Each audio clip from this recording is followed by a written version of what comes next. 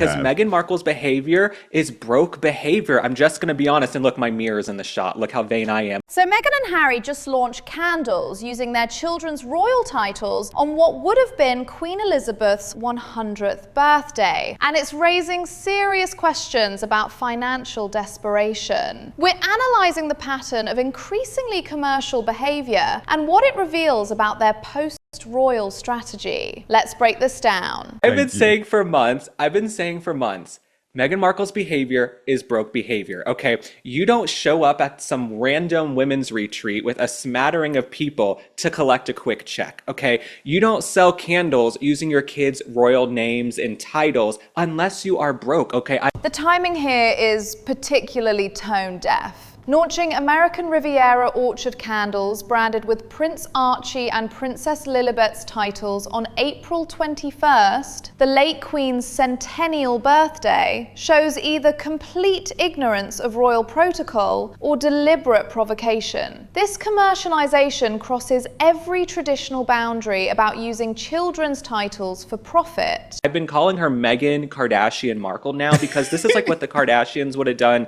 20 years ago. Remember, like 20 years ago, the Kardashians would like promote cupcakes and promote food and promote any little when they were also leaking sex tapes, by the way, Link. Do you know what I mean? Well, I honestly, if we're going to be so real, people are going to say this is hyperbolic, but things get crazier and crazier. And, you know, as a culture, we've really lost our morals. Overall, a lot of people have lost their morals. I don't think it's insane to say, hey, Meghan might sell out that way someday. I don't know. We don't want to see that. We don't want to see them in OnlyFans. We don't want to see it. The Kardashian comparison is actually brilliant because at least they own their brand strategy. They never pretended to be anything other than celebrity entrepreneurs building an empire. The hypocrisy here is claiming to want privacy and dignity while simultaneously monetizing every aspect of royal connection through lifestyle products. But it's interesting because she's, you know, crashing Kardashian birthday parties now and glomming onto Kris Jenner and all of these things. So she has to have studied the Kardashian model. And we knew this was going to happen, right? As her clout dwindled, as people lost interest in what she and Harry had going on, she was going to move to the next generation. That was the final card she had to play, Archie and Lilibet. Now what is she doing? She's using their name and likeness and royal titles to sell a candle, and they're not even old enough to consent to being used in that way. You know what I'm saying? This exploitation of minor children's royal status for commercial gain is unprecedented. Archie is 7, Lilibet is 5. They have no understanding of consent or the implications of their names being used to sell luxury candles. Previous royal children were protected from commercialization until they could make informed decisions as adults. I actually respect the Kardashians a little bit more because they've been upfront, like you said, about who they are. They've shown births on television, they've had sex tapes, they've shown divorces, they've shown Bruce turning into Caitlyn. I mean, they have let it all hang out on the Kardashians for 20 years. Meghan Markle, she still tries to play this like, I'm a philanthropist who wants privacy and I'm the most bullied woman on earth, but then you're whoring yourself out every second of the day, excuse my French, but that's what she's doing. And I just have to imagine, you know, I think this is the Queen's 100th birthday. This would have been her 100th birthday. And I just imagine she is rolling in her grave. The contradiction is staggering. During the Australia tour in October, she claimed to be the most trolled person on earth, yet continues behavior guaranteed to generate negative coverage. This suggests either complete disconnection from public perception or calculated controversy to maintain relevance through outrage rather than achievement. This is really low down dirty behavior, and I don't know what the process is over there, but we have to start talking about stripping the titles more seriously, because now that she's using the kids' titles to sell cheap products, it's not like she's putting the kids, you know, into one of her charities or one of her philanthropies that she puts her name on. She's literally using the kids to sell a candle. Like, it's that bad. It's that low. That's what we've stooped to now. So I don't even know why they still have their titles. This behavior strengthens arguments for modernizing the monarchy by removing titles from inactive royals. When Parliament's considering the Succession to the Crown Act amendments, examples like commercializing children's royal sales for candle sales become Exhibit A for why dormant titles need legislative review. You can't have a member of the royal family doing this when they left 6 years ago. This is what really confounds me. bothers me, right? I'm just a very logical, common sense person living over here talking into my microphone.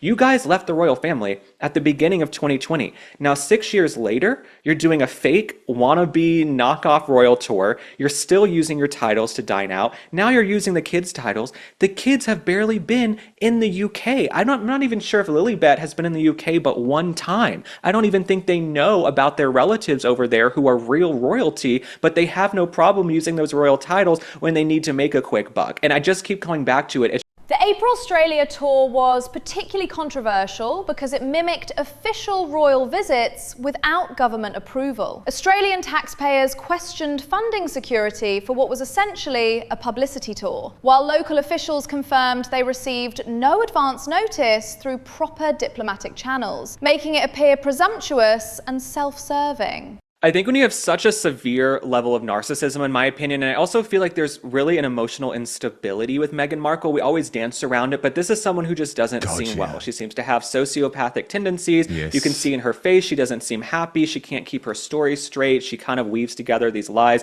When I saw those boxes of candles she was sending to influencers, I just have to say, I hope they have wicks, okay? If the candles have wicks, that's great. You know, she was kind of missing a key component. You know what I'm saying? It's like selling a car without an engine or something. The wickless candle fiasco perfectly encapsulates the execution problems. Sending $75 luxury candles to influencers without functional wicks became a social media laughingstock, suggesting either poor quality control or symbolic of products that look impressive but fundamentally don't work. A metaphor for the entire American Riviera Orchard brand launch. This is a metaphor for her entire career. It's an empty vessel. There's nothing on the inside. Nothing's lighting. Nothing's igniting. You're kind of looking for the point in the meeting. And so for Meghan Markle and Prince Harry, I mean, my advice to them would be go away for 5 years. Let people miss you. Let this next generation grow up because they won't really remember all the shenanigans from the past. But I just think she keeps stooping lower and lower and lower. And then even sort of merching and selling outfits that she wore to go meet survivors at Bondi Beach and things like that. Selling the exact outfit worn to meet domestic violence survivors at Bondi Beach crossed ethical lines. Monetizing clothing worn during what should be solemn, private moments with trauma victims reduces those encounters to photo opportunities for future commercial exploitation. It commodifies human suffering for lifestyle branding. But when I saw pictures and videos from the Her Best Life retreat, the room looked pretty empty, right? It didn't look like there were a lot of people there. In fact, I've been in elevators with more people. You know, I've shared Ubers with more people.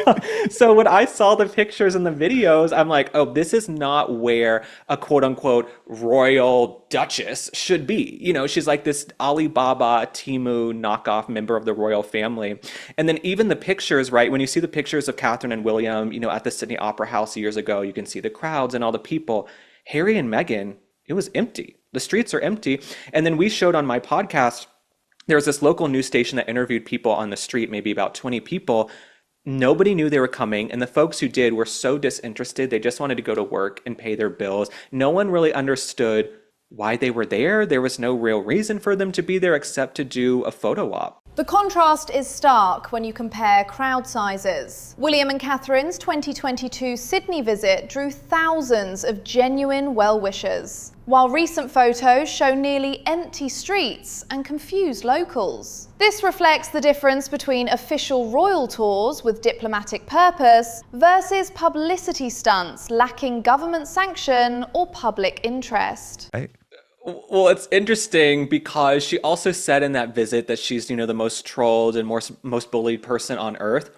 I wish she would just come out and say, I'm so grateful. I'm so grateful to be maybe rich, we're not sure, but rich, famous, to have a handsome husband, to have been welcomed into the royal family. I had a big royal wedding. People were lining the streets, throwing flower petals on the carriage. You know, why don't you just come out and say you have such a place of privilege? Like these kids, nobody on earth wants to hear a wannabe duchess complain about how she's bullied and she's trolled and she's unhappy and she gets attacked all the time. The most bullied person claims ring hollow given recent staff testimony about workplace treatment. When former employees describe a pattern of demanding behavior. Complaining about online criticism while living in luxury appears tone deaf to working families struggling with actual hardships under current economic pressures. Famous.